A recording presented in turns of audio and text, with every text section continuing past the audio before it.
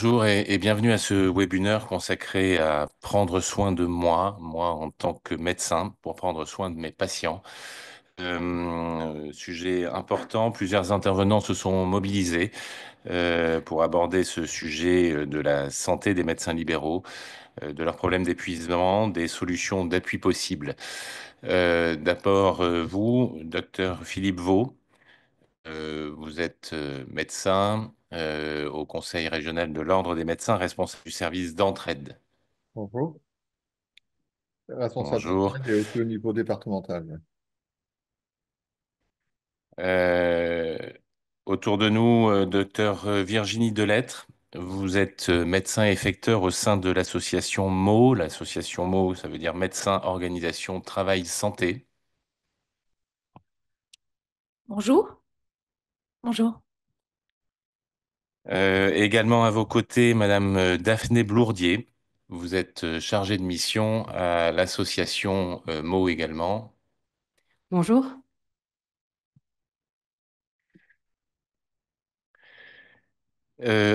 Pour parler de ce sujet, le docteur Béatrice Guinaudot. Vous êtes psychiatre à Bordeaux et élue de l'URPS médecin. Bonjour. Et vous, docteur Franck Berger, néphrologue à Périgueux, et vous êtes vice-président de l'URPS médecin de Nouvelle-Aquitaine. Bonjour à tous. On reste avec vous, docteur Berger.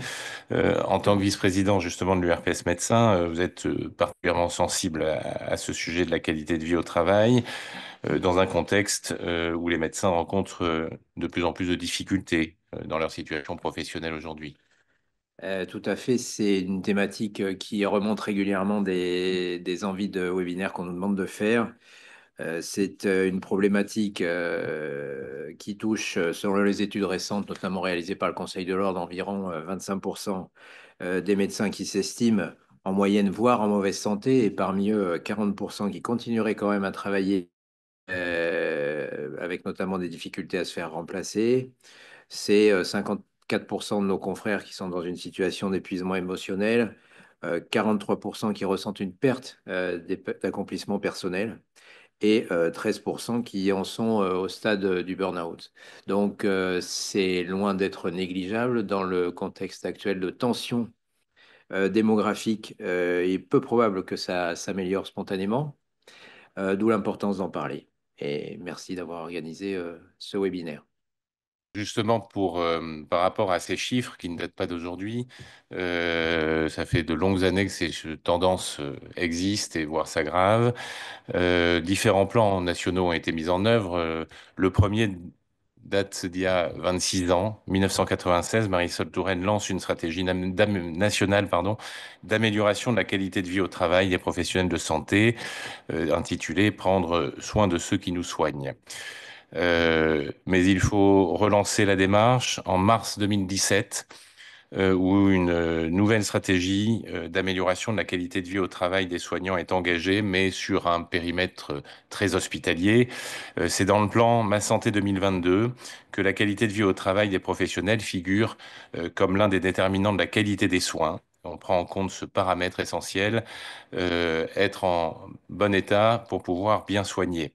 Et dans ce plan, cette fois-ci, on prend en compte les personnels exerçant en ambulatoire, c'est-à-dire les libéraux. Donc ces plans reconnaissent une situation, ont favorisé la mise en place de mesures d'appui aux professionnels, c'est surtout ça qu'on va évoquer pour l'instant. Et au premier chef, le Conseil de l'Ordre des médecins s'est mobilisé dès 2017 avec différentes mesures d'accompagnement et de soutien. Donc, docteur Philippe Vaux, vous le disiez, vous êtes responsable d'un service dit d'entraide. Pouvez-vous nous décrire comment vous intervenez auprès des médecins qui vous contactent? Alors, pour la petite histoire, j'ai eu la chance d'animer cette commission depuis presque 10 ans. Et lorsque je suis arrivé au Conseil de l'Ordre, l'entraide était considérée comme une aide financière essentiellement. On faisait même des prêts sur gage. Cela ne se fait plus. Bon, sachez que l'entraide est de manière statutaire inscrit dans les missions du Conseil de l'Ordre. Et on fait référence à l'article 56 du Code déontologie, qui est repris dans le Code santé publique, un devoir de confraternité. Dans notre société actuelle qui a évolué comme l'exercice de notre profession, l'entraide s'est aussi adaptée. L'entraide qui était financière et maintenant l'entraide au sens large, entraide quand il y a des problèmes de santé, problèmes d'addiction, problèmes de surmenage qui sont de plus en plus fréquents, mais aussi des problèmes liés à des conflits entre confrères ou consoeurs, par exemple, des problèmes d'agression de patients, plus rarement entre confrères, des problèmes familiaux, de santé, pas pour soi-même forcément, mais qui peuvent toucher ses enfants, son conjoint, sa compagne. Voilà, donc c'est la santé, l'entraide au sens très large, difficultés administratives aussi, les contrats. Voilà, c'est vraiment très très large. Pour le mode d'entrée à l'entraide au Conseil de l'ordre, dans tous les conseils départementaux, ça peut être parfois un appel à l'aide directement. On reçoit un mail désespéré, un coup de téléphone, quelqu'un en pleurs. Mais plus souvent, ce sont des entrées indirectes où c'est nous qui sollicitons directement les médecins. Par exemple, dans le cadre d'une plainte qu'ils ont reçue, on leur signale qu'on peut les aider et les accompagner. Aussi, quand ils font des demandes d'exemption de garde, à 40 ans, on peut s'interroger. Très discrètement, on va les appeler et leur proposer d'en parler, voir s'ils sont déjà à bout de souffle. On va leur donner des conseils pour mieux s'organiser. Ça peut être à la suite de demandes d'exonération de cotisation, par exemple. On va les appeler le plus discrètement possible en leur disant qu'il y a des problèmes financiers. On peut peut-être les aider en fonction des problèmes. On peut sûrement les aider. Voilà, et je ne cite pas tout parce qu'on m'a demandé d'être un peu rapide quand même. Donc, il y a une commission d'entraide dans chaque département et un relais au niveau national si besoin. Nous fonctionnons avec un budget prévisionnel de 20 000 euros sur le plan financier. Et puis, on a notre budget parallèle où on attribue des bourses qui seront attribuées à l'AFEM. L'AFEM, c'est l'Association d'aide aux familles et enfants de médecins et qui fonctionne depuis 1945, qui distribue à peu près une centaine de bourses chaque année et qui donne des aides ponctuelles. Je balaie d'un trait, et normalement il faudrait 2 heures pour vous en parler, les solutions qu'on peut apporter.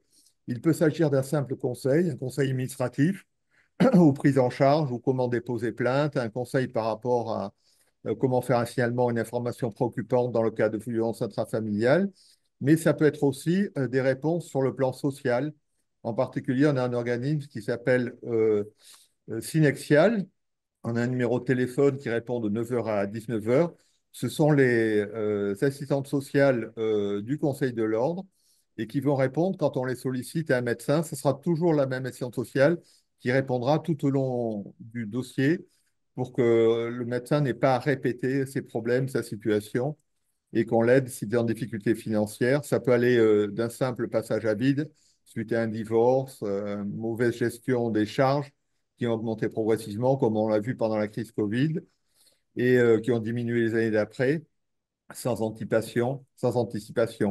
Bon, ces assistantes sociales répondent quel que soit le statut des médecins, euh, sachant que quand même, les principales situations concernent les médecins libéraux. Les médecins hospitaliers sont mieux protégés de par leur statut et de par leur salariat. Donc, c'est surtout des libéraux qui n'ont pas de prévoyance ou de mauvaise prévoyance, de mauvaise garantie. Quelquefois, les médecins, surtout, je pense que c'est le rôle du Conseil de l'ordre de les avertir dès leur inscription, mais l'URPS a son rôle à jouer. Savoir que quand on est médecin généraliste ou médecin libéral, c'est une entreprise et qu'il faut savoir gérer. On n'a pas appris à gérer à la fac et on découvre ça au fur et à mesure. Donc, on est là pour les aider, et en particulier quand il y a une maladie, burn-out, une séparation, un divorce. Euh, En second, on a la possibilité d'orienter les confrères ou les consoeurs vers des psychologues. On a un numéro vert. On leur offre 1 à 4 entretiens qui peuvent durer 3 quarts d'heure. Et au bout des 4 entretiens, si la situation n'est pas éclairée, on va réorienter le médecin auprès d'une psychologue ou d'un psychiatre dans son territoire au plus près pour que la prise en charge se fasse directement. Ensuite, on oriente, on travaille main dans la main avec Mo, mais ils vont vous en parler. En cas de difficultés financières extrêmes, il y a des choses que l'on voit aujourd'hui. C'est des médecins libéraux qui sont mis en liquidation judiciaire parce qu'ils appellent trop tard à l'aide. On les aide encore avec une entreprise parallèle qui s'appelle Crésus, qui fonctionne avec d'anciens banquiers ou d'anciens juristes qui sont au courant, qui connaissent les arcanes des liquidations judiciaires et qui aident à faire des plans de financement. Voilà, on les aide jusqu'au bout, de simples petits problèmes jusqu'aux problèmes les plus graves. Les appels que l'on reçoit et les prises en charge sont très variées. Comme je vous l'ai dit tout à l'heure, ça peut être une maladie, un accident physique, un conflit. Euh, Ce qu'on voit de plus en plus souvent, ce sont des jeunes médecins, on n'était pas habitués, 35-40 ans, qui, suite à un divorce, à une baisse des charges de travail, et peut-être que là, je vous en reparlerai tout à l'heure, ce sont les facteurs de risque. J'en reparlerai tout à l'heure. Bon, si vous avez des questions, je peux répondre à vos questions. Je rajoute juste, pour pas oublier, j'avais fait une petite liste. On peut proposer aussi des bilans de compétences qui seront financés à hauteur de 2 500 € si le médecin a des difficultés financières. S'il n'y a pas de difficulté, c'est lui qui le paiera, mais on va l'orienter vers un organisme qui sait faire de bilan de compétences pour les médecins. C'est quand même une question particulière, avec une arrière-pensée derrière la tête, c'est de les faire continuer à exercer leur profession de médecin, mais peut-être d'une autre manière, en s'orientant vers un salariat ou des conditions d'exercice en groupe qui peuvent être bénéfiques à leur mode d'exercice, à leur mode de fonctionnement. Sachant que la parole se libère davantage hein, dans tous les domaines, mais il y a encore de la part des médecins trop souvent une crainte d'être jugé, voire sanctionné par le Conseil de l'ordre. Quelqu'un qui peut avoir des problèmes de santé, par exemple, va se dire, mais si je leur signale que je sors d'une hospitalisation parce que je suis bipolaire, que si j'ai une maladie avec des métastases ailleurs, on va me dire que m'obliger à m'arrêter et je ne le souhaite pas. Donc voilà, il faut rassurer les médecins, leur dire qu'on est là pour les aider et absolument pas pour les sanctionner. Euh, voilà, je voudrais juste rajouter que depuis, vous avez oublié de citer tout à l'heure par rapport à l'évolution historique de l'entraide, que les étudiants sont pris en charge via ce numéro vert, les étudiants en médecine, et Dieu sait si c'est en mauvaise santé. Toutes les études qui sont faites, les thèses, les travails de thèse, montrent que 50% des étudiants en fin de sixième année sont déjà ont des troubles psychologiques, des addictions, etc. Et que le numéro vert a reçu l'an dernier 1 300 appels d'étudiants au niveau national pour vous dire que voilà, l'entraide doit être présente partout et pour tous et pour toutes. Merci de cet exposé rapide. Vous l'avez évoqué, bien évidemment, vous pouvez poser vos questions au fur et à mesure de ce webinaire en utilisant le module QR, questions-réponses, qui est normalement situé en bas de votre écran. Nous allons les prendre au fur et à mesure et y répondre à l'issue de ce webinaire. Vous l'avez évoqué, docteur Vaux, numéro d'appel du Conseil de l'Ordre, il est affiché à l'écran 0800 288 038. Et vous l'avez bien dit, tout ça est fait de manière tellement confidentielle. Ce n'est pas une logique disciplinaire, hein, il n'y a aucune conséquence, c'est vraiment la logique de la confraternité. Et cette logique de la confraternité, elle existe chez vous aussi. Euh, Docteur de lettres, au sein de l'association MO, qui a été créée en 2010 dans une démarche justement confraternelle pour aider les médecins en difficulté. Donc vous intervenez en aval du Conseil de l'Ordre, vous avez une convention avec le Conseil de l'Ordre justement pour participer de cet appui aux médecins, mais vous avez aussi un certain nombre de services que vous apportez en direct. Est-ce que vous pouvez nous expliquer les situations auxquelles vous êtes confrontés de la part des médecins qui vous contactent? Donc notre numéro il est national, il est disponible sur le site internet et comme on vous disait, l'association MOTS. Donc notre numéro il permet aux soignants, que ce soit les médecins ou les autres professionnels de santé, qui ont un ordre ou URPS, ainsi que les étudiants de ces professionnels de santé, de nous contacter. Lorsqu'ils rencontrent des difficultés, donc les motifs sont à peu près les mêmes que ceux que reçoivent le Conseil de l'Ordre. Le premier motif d'appel, c'est l'épuisement professionnel. Ça peut être des conflits professionnels, des problèmes administratifs et financiers pour les motifs les plus fréquents. Les soignants et les médecins est un public spécifique. Ce sont des professionnels qui sont très engagés, avec une grande capacité d'altruisme et de résilience. Ils se sentent illégitimes à prendre soin d'eux, font de l'autodiagnostic et de l'automédication. Ils sont très souvent dans le déni, ce qui entraîne retard de diagnostic et de prise en charge. en tant que médecin effecteur en Nouvelle-Aquitaine et diplômé du DU soigner les soignants, j'offre dans le cadre de cette écoute, de l'écoute, de l'écoute, du soutien de pair à pair. J'aide le soignant à envisager, quand il me semble nécessaire, un arrêt de travail, donc aller consulter son médecin traitant quand il a un médecin traitant, aller consulter un autre professionnel, consulter un psychologue si, s'il a besoin. Je l'accompagne aussi et lui partage l'entraide ordinale dont vous parlez, le docteur Vaux, la plateforme d'aide sociale quand il y a des difficultés financières, donc la plateforme Synexial. L'accompagnement des médecins effecteurs, donc de l'ensemble de mes collègues, est global. C'est multisystémique. On peut suivre aussi dans la durée quand cela est nécessaire. Et ces échanges restent confidentiels, dans la bienveillance. Et au besoin, on peut respecter l'anonymat de l'appelant. C'est tout à fait possible. Merci de ces interventions. Vous êtes arrivé aussi avec justement un témoignage d'un médecin qui a eu recours à vos services. Il est disponible, je crois, sur votre site internet également. Mais voilà, on va le diffuser pour avoir ce retour d'expérience. Je travaillais sur de l'hospitalisation à domicile. J'étais médecin coordonnateur, praticien hospitalier et détaché de l'hôpital pour être médecin coordonnateur d'hospitalisation à domicile. Et également, parallèlement, j'étais médecin d'équipe mobile, douleurs, soins palliatifs.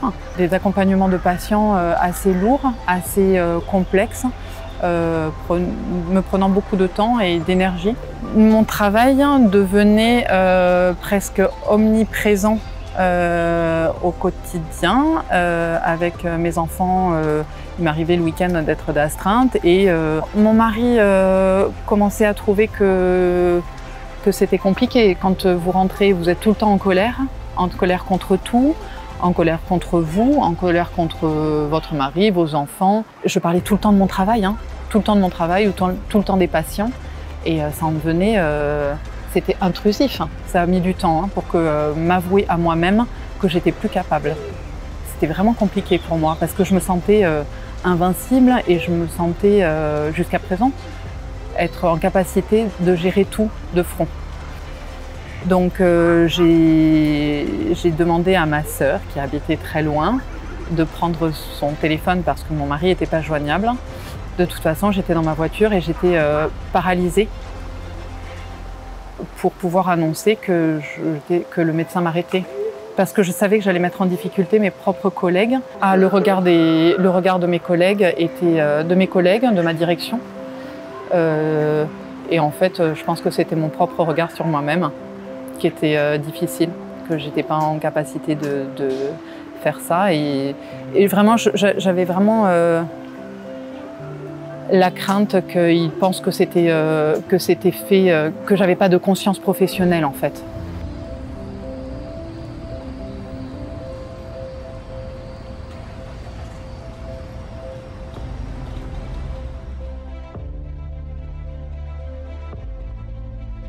On voit bien le côté illégitime que vous évoquiez tout à l'heure, qui est de toute façon dans toutes les situations d'épuisement professionnel, de burn-out. De toute façon, c'est le cas qu'on soit médecin ou non, mais aggravé par la dimension effectivement du médecin qui est plus fort que cela, qui ont donc de la réticence à parler de leurs problèmes. Je crois que le témoignage l'évoquait particulièrement, ce sentiment ou ce besoin d'invulnérabilité, ou l'image qu'on doit la véhiculer, et qui reste donc souvent dans une situation d'isolement.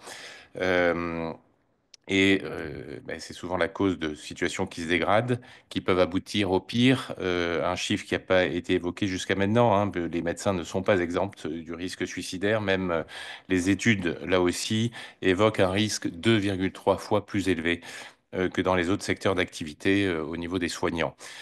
Donc, docteur Guinaudot, vous-même, Vous avez été personnellement confronté, je crois, à l'époque, quand vous étiez étudiante, à une situation d'épuisement professionnel et aujourd'hui, en tant que psychiatre, vous accompagnez des confrères.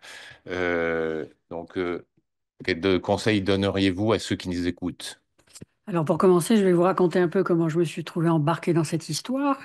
J'ai été étudiante et un chef de service nous a proposé de transformer notre externat, premier stage d'externat, il faut quand même le dire, 21 ans, hein, petite jeune. Et il nous a proposé de transformer notre externat en... serait validé si nous faisions une fonction d'infirmière, parce qu'à l'époque, on manquait déjà de personnel. Donc à l'époque, je me suis retrouvée travailler 40 heures par semaine, ravie, autonomie financière par rapport aux parents, merveilleux. J'étais très contente, j'ai appris plein de choses, et derrière de l'hôpital et tout ça. Et puis après, évidemment, au bout du stage, ben, il y a eu un autre stage, hein. Donc là, c'est devenu un petit peu plus compliqué. Donc 40 heures par semaine, mais quand même mon stage tous les matins ailleurs, plus les cours l'après-midi, donc forcément fonction d'infirmière, week-end, nuit, voilà, les après-midi, les cours quand je pouvais. Bon, alors bien qu'en ayant 21 ans, au bout de quelques mois, ça s'est quand même moyennement passé. J'étais malade tous les 4 matins, au bout d'un moment. J'ai envie de dire, premier signe, le corps cause. Le corps dit, donc conjonctivite, n'importe quoi, angine, enfin bon, voilà. Mais enfin, bien sûr, ça n'a pas suffi. Puis j'étais quand même jeune, voilà, tout est possible. Et puis au bout d'un moment, j'ai bien vu que même ça arrivait jusqu'à des troubles cognitifs. C'est-à-dire que ça rentrait plus, quoi. Les cours, aller faire les examens, passer les examens, apprendre les cours, bon. Donc j'ai fini par comprendre que non, il fallait que je démissionne et que je retourne sous le giron parental financier, ou en tous les cas que je fasse un travail beaucoup moins prenant que 40 heures par semaine. Et ça, je crois que ça m'a beaucoup servi pour la suite. Là, à l'époque, la solution était facile, il suffisait de démissionner, hein. Donc c'est quelque chose auquel j'ai été extrêmement attentive dans ma vie professionnelle. Donc je me suis toujours organisée pour avoir des limites, des limites. C'est-à-dire, contrairement à beaucoup de mes collègues masculins de l'époque, parce il y avait quand même beaucoup d'hommes à l'époque et peu de femmes, j'avais des limites. Tel jour, je m'arrêtais et c'était comme ça, et puis pas autrement. Voilà. Donc personnellement, donc dans ma situation de psychiatre, je n'ai jamais été en burn-out, mais par contre, j'en ai suivi un stock de gens. Alors, je suis aussi pédopsychiatre, donc je tiens à vous dire que les enfants des médecins souffrent, souffrent très fort. C'est-à-dire papa qui est pas là. Alors bien sûr, ils arrivent, alors ils sont énervés, ils se font remarquer, ils se débrouillent pour pas dormir au moment où le père arrive, ils guettent, enfin, toutes ces choses-là, tous ces symptômes divers et variés. Et ça finit par atterrir dans mon bureau, enfant insupportable, etc. Et puis en fait, non, c'est un enfant qui va bien et qui réclame juste que les choses aillent mieux, hein.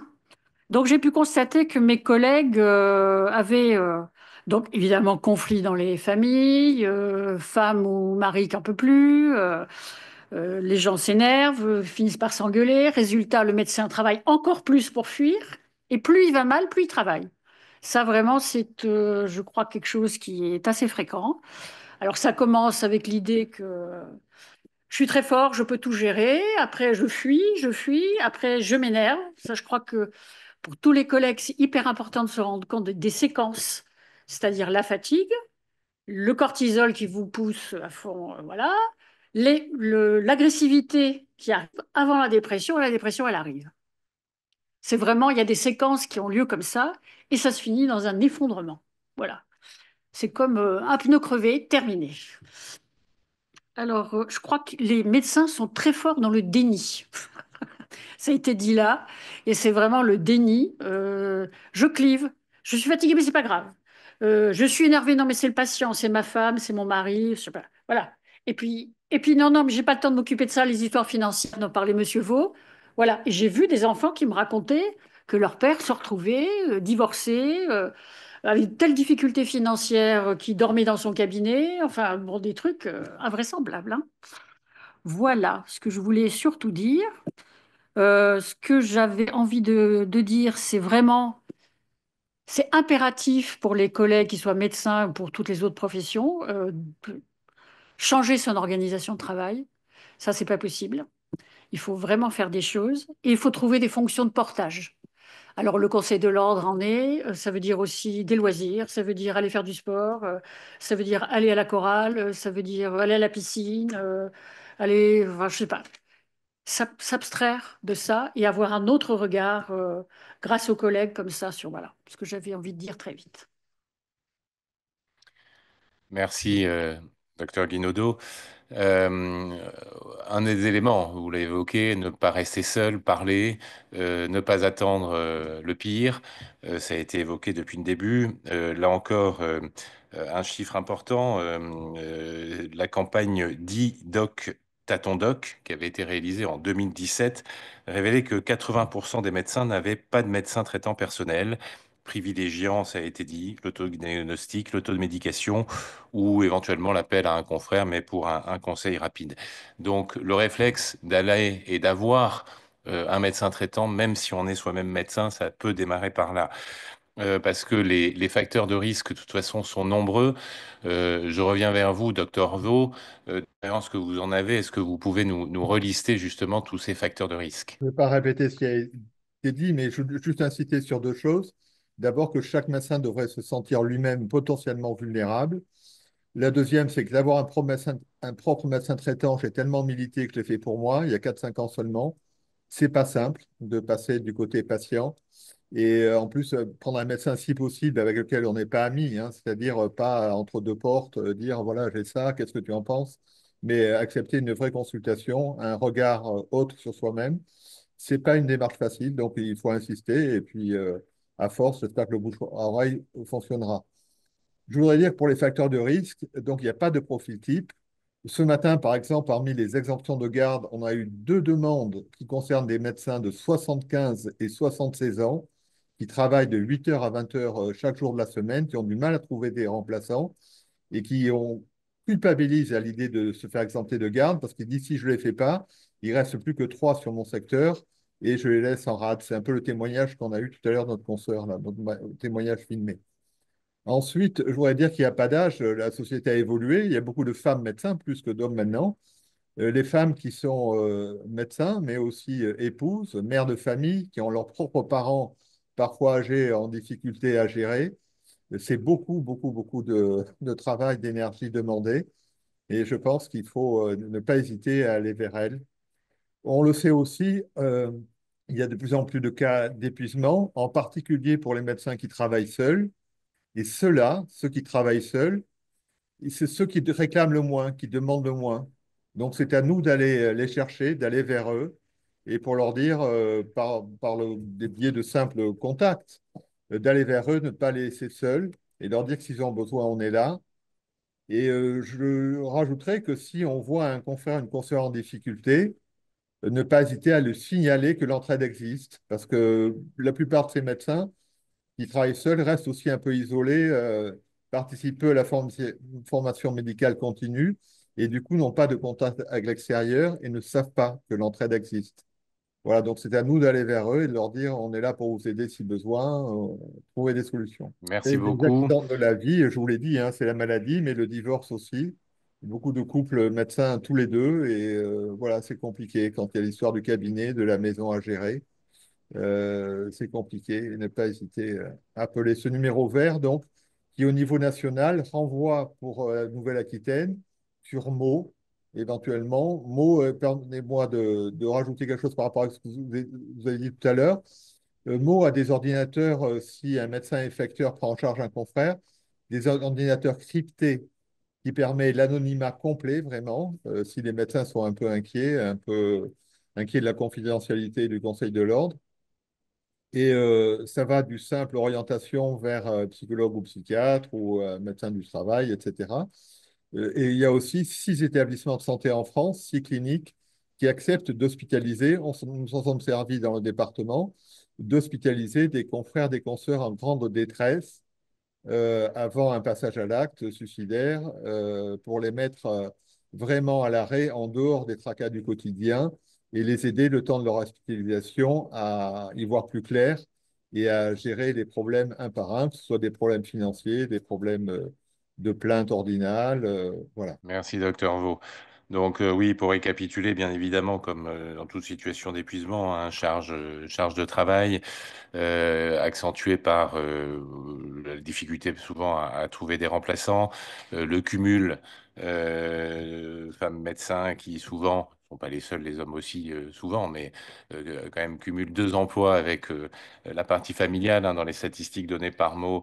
Dans les appels reçus, 2 tiers sont des femmes. Maintenant, peut-être aussi plus de femmes parce qu'elles ont peut-être plus tendance à parler que les hommes également. Donc les chiffres sont toujours à relativiser. Le stress professionnel, hein, 90% des médecins déclarent avoir été confrontés à des situations stressantes, et notamment les tracas administratifs.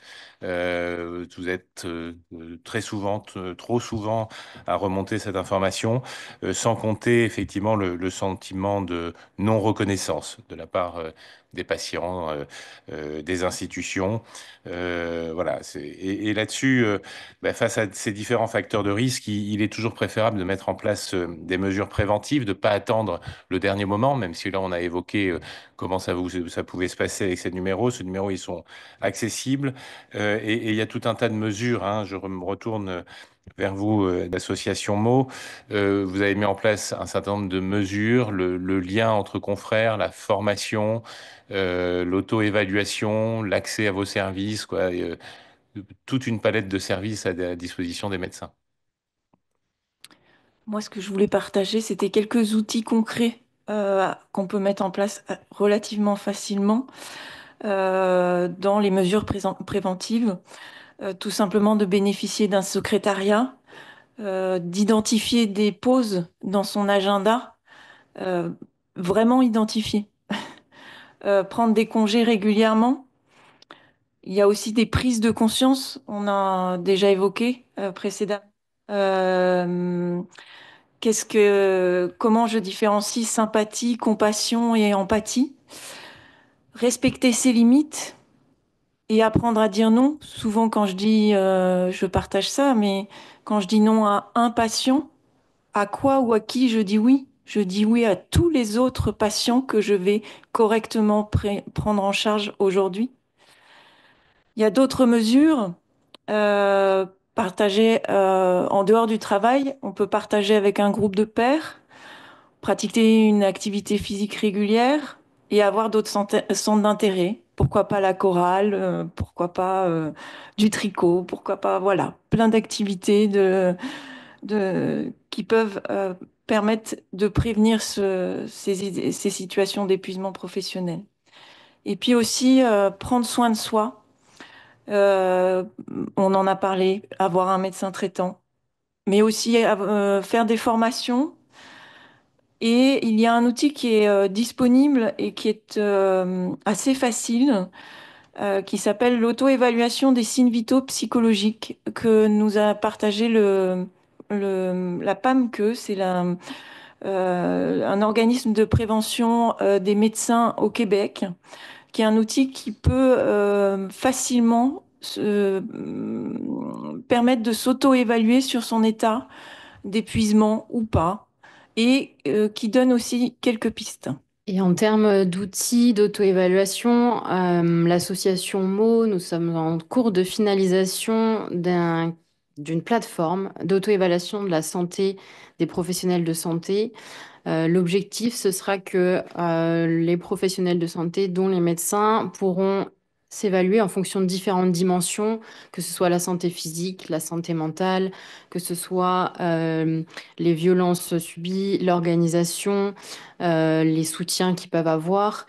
Le but, ce sera vraiment d'avoir tout un panel et de manière très exhaustive des questions, avec à chaque fois une spécificité en fonction de si on est salarié ou en libéral.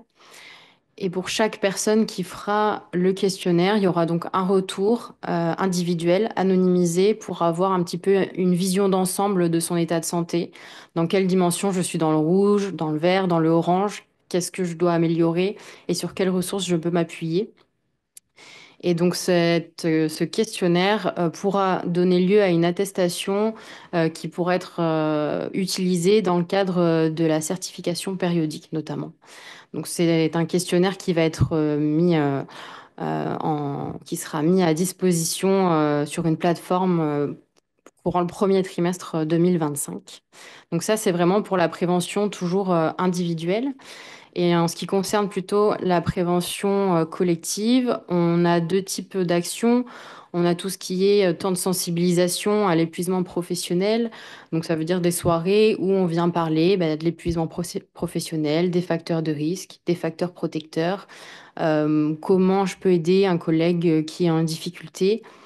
Le but, c'est vraiment d'en parler, de déstigmatiser comme on le fait notamment aujourd'hui, et puis de donner les ressources qui existent, que ce soit au national ou en local, parfois au sein, par exemple, d'une CPTS notamment. Et puis, un autre outil, c'est la formation. On a pu développer des formations de repérage et d'abordage qui ont été mis en place notamment auprès de certains conseils de l'ordre et des commissions d'entraide de certains conseils de l'ordre pour voilà, avoir un petit peu plus d'outils pour savoir comment aller aider un confrère qui est en difficulté.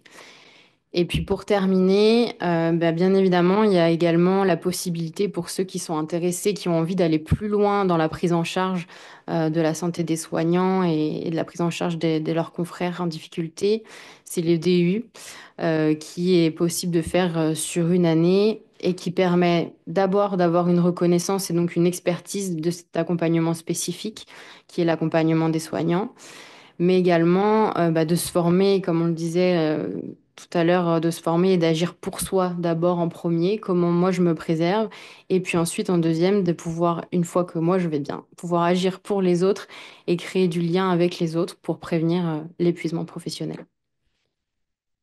Merci de toutes ces explications parce que vous évoquiez aussi en préparant cette émission que le médecin cumule aussi tous les difficultés qu'il rencontre dans le colloque singulier avec ses patients. Et donc, voilà, ce qui est important dans le cadre notamment de ces formations, c'est de ne savoir faire prendre du recul. Bien évidemment, ça fait partie de la formation et du quotidien des médecins, mais petit à petit, quand on fatigue, on peut voilà, se mettre à confondre un peu empathie et trop de sympathie, de compassion, d'assistance qui nous fait nous-mêmes sombrer. Ça a été évoqué à différents niveaux et on va conclure là-dessus sur les aspects d'organisation. Vous l'évoquiez, docteur Guinogdo, important de changer son organisation dès qu'on commence à sentir des tensions, des difficultés, de ne pas. Le travail isolé est un des facteurs de risque aussi importants dont on n'a pas beaucoup parlé. Et là-dessus, voilà, vous vouliez revenir, docteur Berger, sur l'ensemble de ces sujets d'organisation qu'il faut faire évoluer pour se protéger, pour changer sa pratique, pour être en moins moins grandement sujet au cadre de l'épuisement professionnel. Oui, parce que comme on l'a souligné aussi plusieurs fois, c'est un problème qui touche aussi nos jeunes confrères qui commencent et qui s'installent. Mais même en étant moins jeune, il faut toujours revoir ces organisations parce que c'est important de se soulager au maximum des tâches administratives qui peuvent l'être. Alors, il y a la notion comptable, hein, c'est une partie lourde hein, de l'exercice libéral. Donc, avoir recours à un expert comptable, évidemment, je dirais, c'est, je pense, le plus fréquent. Mais aussi se tourner vers une structure comme l'ARAPL, qui est une structure dont l'abonnement annuel coûte pas cher et qui, en termes de conseils, peut apporter beaucoup d'aide. Avoir un personnel pour se soulager du quotidien, c'est non seulement un secrétariat, mais aussi la notion d'assistants médicaux.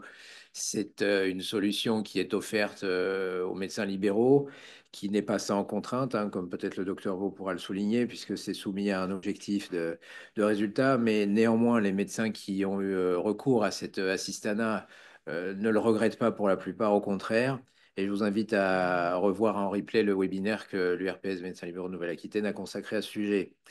Une structure qui s'est nouvellement offerte à nous aussi au sein de l'URPS, c'est la création d'un groupement d'employeurs santé-service qui apporte un vrai plus en termes de ressources humaines, là encore dans le cadre de recrutement de salariés ou d'assistants ou de secrétaires, mais qui concerne aussi le personnel déjà en place.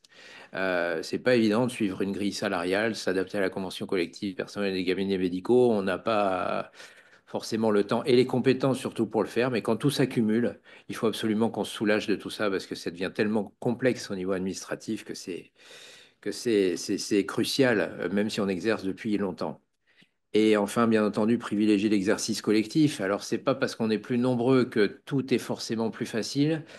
On peut être très seul en exerçant en cabinet collectif, mais au moins on peut parler. Donc, si le mieux, je pense que si on travaille dans des structures collectives où il n'y a pas que des médecins, une maison de santé par exemple, Charente, je discutais récemment avec une consoeur, le fait de pouvoir parler avec des infirmières, des kinés, voire une sage-femme au sein d'une même structure, c'est important. Donc, ne pas rester seul, là aussi, c'est un terme qui revient depuis longtemps, depuis qu'on a commencé ce webinaire. Voilà, c'était là-dessus que je voulais insister. Merci, docteur Verger. Oui, le retour d'expérience aujourd'hui en assistant médical, c'est pas forcément la panacée, mais tous ceux qui y ont recours reviendraient pas en arrière, disent que ça peut améliorer leur quotidien. Alors pas toujours la qualité de vie au travail, même si bon nombre disent qu'ils ont pu travailler différemment, redonner du sens. On n'a pas évoqué ce sujet qui est assez essentiel aussi dans les cas d'épuisement et notamment chez les médecins. La logique d'abattage à laquelle est confronté un médecin dans sa journée d'actes, de consultation, lui fait perdre souvent aussi du sens avec des patients de plus en plus consommateurs, agressifs. Voilà, on voit aussi des médecins qui, notamment parce qu'ils sont en collectif, vous l'évoquiez, docteur Berger, vont aussi raisonner différemment, s'engager dans une logique de projet, parce qu'à plusieurs, on peut aller dans cette démarche.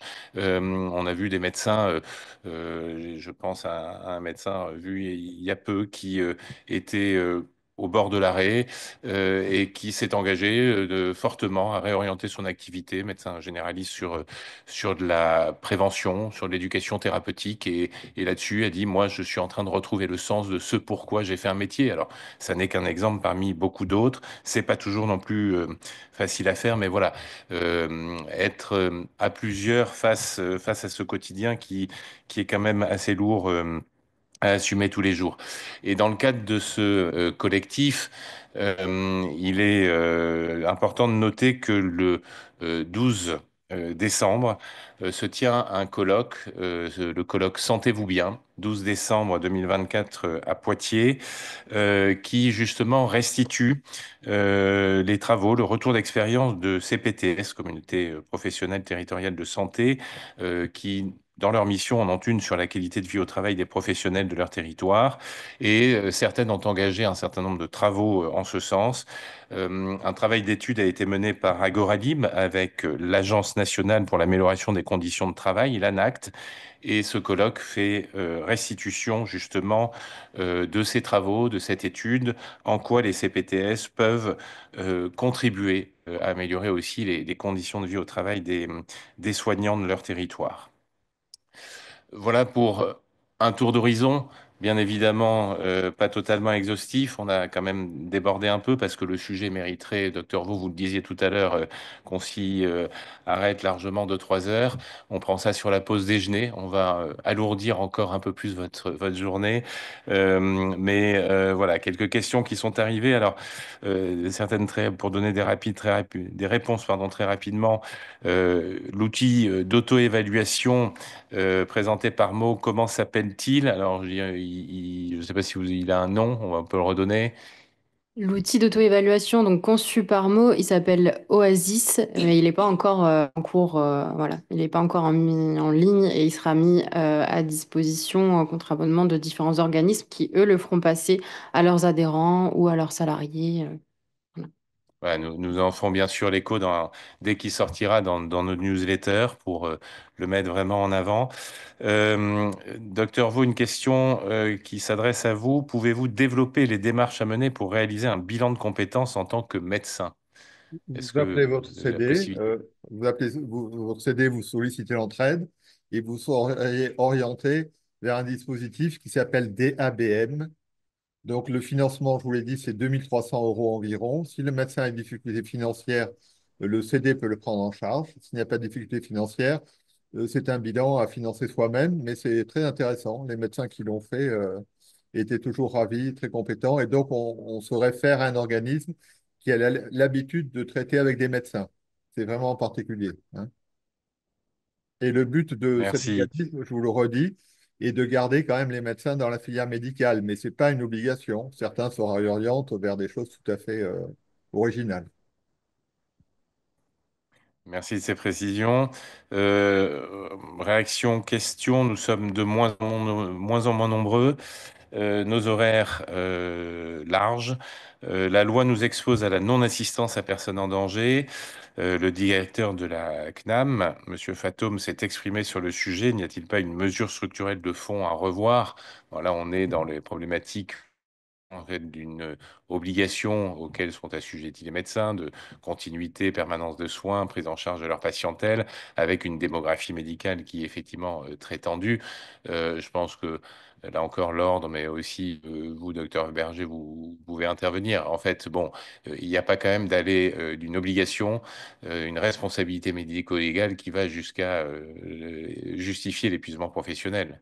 Mais non, on peut pas se mettre en danger sous prétexte qu'il faut prendre tout en charge tout le temps. Mais c'est vrai que notre confrère a raison, il faut être vigilant sur ce que nous impose les différentes têtes pensantes de cet État. C'est-à-dire que quand on voit le problème, le sujet de la permanence des soins en établissement de santé, dont on attend toujours les conclusions, il faut qu'on soit, il faut qu'on soit vigilant. Il faut qu'on soit vigilant à ce qu'on ne nous mette pas dans des situations totalement ubuesques, à être obligé de prendre tout en charge tout le temps. C'est pas possible. Donc, nous sommes en sous-effectif partout. Pas que les médecins libéraux, nos collègues hospitaliers aussi. Les tensions se font de plus en plus sentir entre les deux mondes. Et tout ça parce qu'on est tous dans nos retranchements, que l'épuisement gagne de chaque côté et que les politiques, n'ayant que ça à faire par moment, nous imposent des cadres de plus en plus contraignants. Donc il faut être vigilant, mais on peut pas tout accepter. Et bien entendu, il sera hors de question de mettre le Conseil de l'ordre, évidemment, un rôle de défense des médecins dans ces situations qui sont un peu exceptionnelles, heureusement. Mais enfin, restons vigilants. Euh, oui, autre question, réaction. Webinaire très intéressant, merci de le dire. Il faudrait le faire passer aux étudiants en fin d'études médicales et dans le cadre de la formation continue au GDPC. Très bonne remarque, on va le faire passer. Juste, je voulais préciser, parce qu'on a été évoqué tout à l'heure, le fait que les médecins ont une entreprise à gérer, même si c'est un cabinet de taille modeste, et n'ont jamais été formés à la gestion, à la fiscalité, au management, même globalement au système de soins, la pluriprofessionnalité, etc. Justement, l'URPS médecin est en train de monter une formation prise en charge par l'ODPC pour tous les médecins jeunes qui veulent s'installer, mais moins jeunes déjà installés, pour là aussi être mieux armés dans toutes les autres filières, dans toutes les autres professions, secteurs d'activité. Un ingénieur, par exemple, est formé à de la gestion de projet, au management, à la gestion comptable. Un médecin, malgré 10 ans d'études de très grande qualité, bah, n'aborde pas du tout ce sujet. Et nous avons donc une première session qui démarre en janvier sur la gestion comptable fiscale du cabinet, mais aussi la tarification pour un cabinet de médecine générale en l'occurrence, parce que souvent plus complexe vu la diversité des actes, on ne pas perdre non plus en chiffre d'affaires. Donc voilà, c'est un travail qu'on fait bien évidemment aussi avec les associations d'internes et syndicats d'internes. Autre question qui est posée, comment se passe le retour au travail d'un médecin qui a fait un burn-out? On attend beaucoup, on repart tout de suite. Je ne sais pas qui veut intervenir là-dessus, je vous en prie. Prenez la parole les unes les autres. Alors, on prend le temps. Je crois que c'est l'indispensable. Je crois que les gens ont envie de reprendre. Enfin, ils ont le sentiment qu'ils sont très coupables s'ils ne reprennent pas tout de suite et très vite, ce qui est un tort. Il faut prendre le temps. Le temps que j'ai envie de dire que le désir de vie et l'appétence de vie soient de nouveau là. Et ensuite, en fonction de ce qui s'est passé, ce bilan de compétences, par exemple, c'est merveilleux. C'est vrai que moi, je ne savais pas que ça existait. Bien sûr que les gens peuvent reprendre le travail, et en général avec plaisir. Mais selon les personnalités, selon jusqu'à quel stade ils ont été, à quel moment ils ont réussi à venir. Plus les gens arrivent tôt, plus ça va vite. Et ceux qui attendent d'être, j'ai envie de dire, scotchés sur leur canapé et incapables, ça peut être long, ça peut être un an. Mais souvent, c'est moins quand ils arrivent beaucoup plus tôt. Docteur de lettres, vous vouliez intervenir? Oui, moi je voudrais rebondir effectivement sur cette notion de moments où l'arrêt arrive et du niveau des troubles. On ne parle pas suffisamment, je crois, des troubles cognitifs qui s'installent quand il y a l'effondrement. Troubles de mémoire, troubles de concentration, troubles du sommeil. Et de- il faut du temps pour que ces troubles récupèrent. On connaît les symptômes dépressifs, on connaît l'irritabilité, mais on parle peu de cette atteinte qui prend du temps et qui malheureusement ne répond pas à des traitements en dehors de repos, ressourcement et reprendre contact, reprendre des activités qui nous reconnectent à notre envie et à notre désir de vivre, je pense, et de reprendre dans un deuxième temps une activité professionnelle qui sera peut-être pas exactement la même qu'auparavant, mais qui peut rester dans le soin après un temps qu'on ne peut pas définir à l'avance. Merci de cette intervention. Une fois de plus, essayer d'éviter de ne pas aller jusqu'au burn-out, hein, et donc dès que la situation se tend, alors on évoquait là la réaction sur des journées qui sont très longues, une obligation quelque part de faire face à nos patients, de la permanence des soins. Là encore, la dynamique du collectif, tous les témoignages que nous avons, nous qui travaillons sur l'organisation des soins, l'organisation de l'offre et accompagnons les structures dans des logiques plus collectives, mais maisons de santé, de CPTS, d'équipes de soins spécialisées.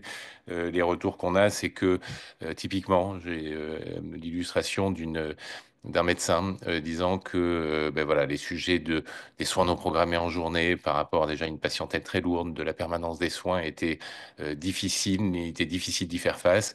Et depuis que avec la CPTS, une organisation collective s'était mise en place, ben on se trouvait des solutions. Quand il y en a un justement qui part, qui a besoin de partir, soit parce qu'il a besoin de vacances, il a besoin de se reposer ou qu'il est malade, la capacité à prendre le relais. Ces structures qui peuvent paraître comme parfois à juste titre des usines à gaz, sont aussi quand même des lieux de coopération qui recréent ce lien confraternel qui s'est aussi délité et qui accentue, fait partie des facteurs de risque qu'on évoquait ensemble. Euh, une ou deux autres questions qui sont arrivées avant de conclure, hein, vous pouvez encore en poser bien évidemment. Quelqu'un nous demande, est-ce que l'on peut appeler pour quelqu'un d'autre les numéros, docteur Vaux, mais c'était dit tout à l'heure par mot aussi, n'hésitez pas euh, à parler d'un confrère, d'une consoeur qui va mal, on n'est pas dans la logique de la délation, une fois de plus, tout ça est anonyme. Ces messages sont importants. Daphné Bourbier, vous voulez intervenir? Oui, tout à fait. Il nous arrive quand même souvent d'avoir des appels de collègues ou de proches qui s'inquiètent et qui ne savent pas comment faire pour aider le collègue qu'on voit en difficulté. Et du coup, le rôle de nos médecins effecteurs à Meaux, notamment, ça va être d'accompagner cette personne à aller vers la personne en difficulté, est-ce que la personne en difficulté puisse ensuite nous appeler, puisque nous ne l'appellerons pas directement, il faut vraiment que, voilà, qu'elle nous appelle. Mais l'objectif, c'est d'accompagner aussi ce collègue qui est en difficulté, ou ce proche aussi, puisqu'on a pas mal de proches qui peuvent appeler aussi quand ils ont besoin. Nous sommes même parfois Je vois sollicités qu'on par des patients directement qui nous écrivent en disant, je tiens à mon médecin traitant depuis 30 ans, mais j'ai l'impression qu'il a changé, il ne parle pas, ou il me semblait alcoolisé au moment de la consultation, ou et ses ordonnances et réponses me paraissent inappropriées. Quelquefois, ce sont des patients qui nous signalent un état de santé difficile. deux autres réactions pour conclure, s'il n'y a pas d'autres questions qui arrivent entre-temps. L'enseignement universitaire d'une si vaste profession repose beaucoup sur la culpabilité de ne pas tout savoir, nous dit cet auditeur. Ça commence avec le concours de première année. N'y a-t-il pas un changement de pédagogie nécessaire? Certainement, malheureusement, là, pour le coup, ni l'Ordre, ni l'URPS Médecins, ni Mo autour de cette table ne peuvent véritablement agir. On va faire passer le message aux doyens d'université, mais je crois que ça remonte aussi bien plus haut dans les programmes et dans les maquettes des diplômes universitaires. Oui, on est dans une démarche où je pense que le cadre universitaire tel qu'il est bâti aujourd'hui n'est plus tout à fait adapté. Il l'est bien évidemment sur toutes les techniques médicales, mais de moins en moins sur le cadre organisationnel et de gestion du quotidien. Des réactions éventuellement? Sur la formation, oui, c'est une charge mentale importante. On est dans le savoir-faire absolu et sur le sur-savoir-faire. Le savoir-être, on ne l'apprend jamais. Et puis, quand on se retrouve confronté à des organisations de travail ultérieures, qu'elles soient hospitalières ou libérales, on ne sait pas. Après, c'est sûr que ce n'est pas des études simples. C'est long, comme disait Béatrice. C'est long et c'est vrai qu'on est souvent, nos formateurs étant eux-mêmes complètement stressés, ça descend en cascade jusqu'à l'étudiant. Et moi, j'ai des souvenirs effectivement de me m'être entendu dire, mais t'es pas assez dévoué, mais pourquoi tu restes pas, mais pourquoi tu dois partir ailleurs, il faudrait que tu restes. En plus, en étant une femme, je crois que ça fonctionnait pas mal. Alors, je me retourne vers Mo parce qu'on l'a évoqué tout à l'heure, mais peut-être rapidement, puisqu'il y a une question qui arrive là. Comment être empathique sans que soi-même, en tant que médecin, on soit touché moralement? Euh, c'est une question très difficile, c'est une question de notre quotidien. C'est apprendre à se connaître, apprendre à connaître ses propres limites.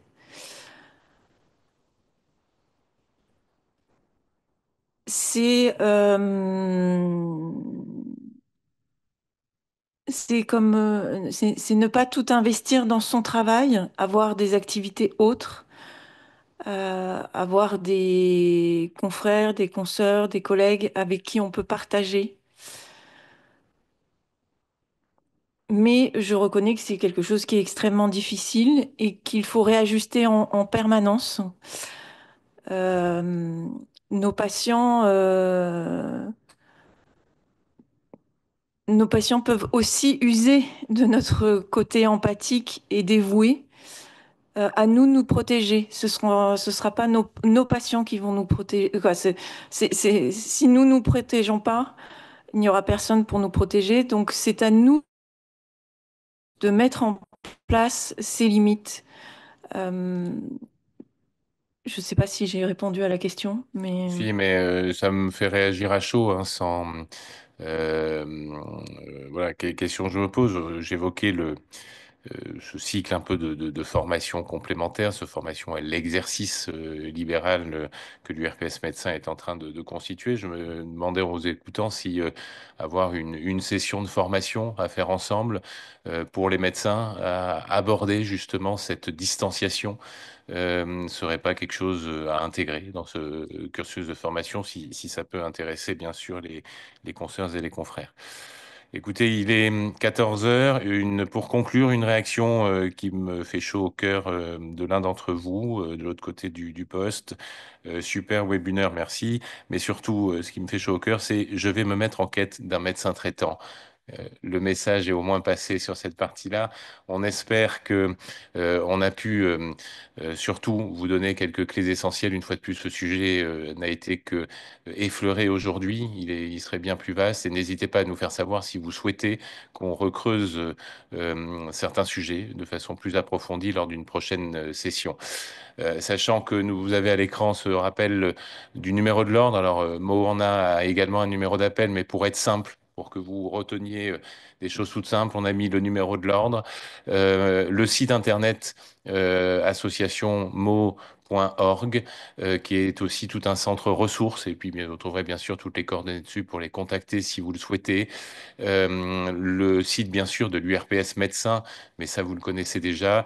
Au cas où, SOS Suicide 3114, toujours un numéro à connaître.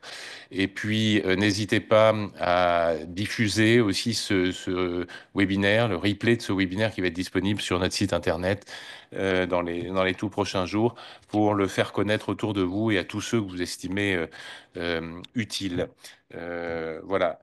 On bon courage pour la suite de la semaine, bon après-midi et puis à très bientôt pour un prochain webinaire.